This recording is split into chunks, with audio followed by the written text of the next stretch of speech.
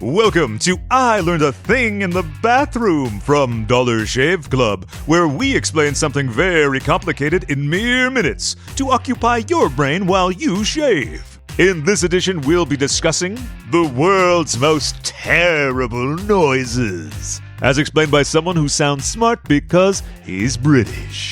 The first thing you probably thought of was the sound of nails being scraped down a chalkboard. Sounds like this, or say forks scraping on plates, have been known to affect the conductivity of the listener's skin, resulting in that horrible sensation of your skin crawling.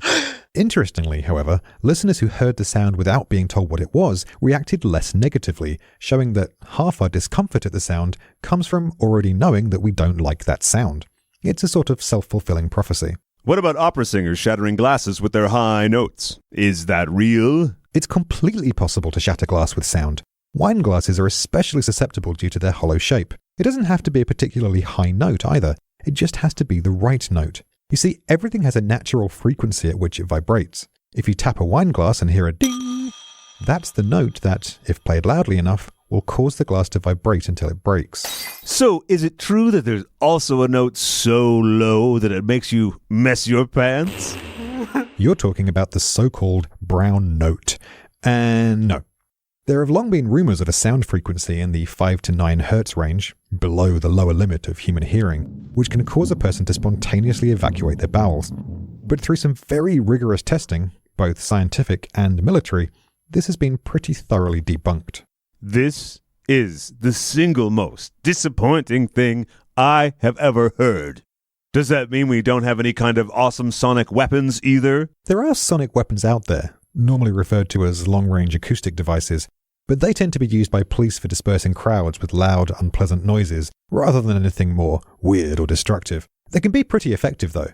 In 2005, the cruise ship Seabourn Spirit used one to scare away 2 boatloads of pirates armed with machine guns and RPGs.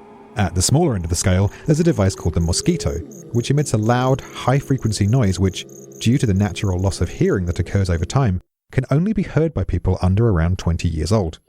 They've proved to be extremely popular in Britain, where they're used to prevent gangs of teenagers from hanging around outside certain locations. Is there, like, a super powerful version that can make a person's head explode? According to Dr. Seth Horowitz, a neuroscientist at Brown University, no. Due to the various different parts that make up your head, brain, skull, muscles, etc., all having different vibrational frequencies, it would take something in the region of 240 decibels to cause a whole human head to vibrate to the point of destruction. To put that in perspective, the loudest sound NASA has ever recorded was the launch of their Saturn V rocket, the one that took us to the moon, which clocked in at a comparatively measly 204 decibels.